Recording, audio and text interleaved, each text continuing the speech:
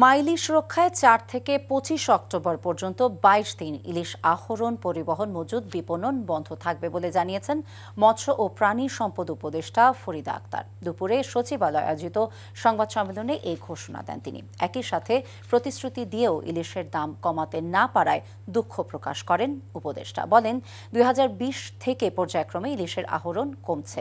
এবছর জুলাই ও আগস্ট মাসে ২০২৪ সালের চেয়ে যথাক্রমে ৩৩.২% এবং ৪৭.৩১% কম হয়েছে বলে জানান উপদেষ্টা।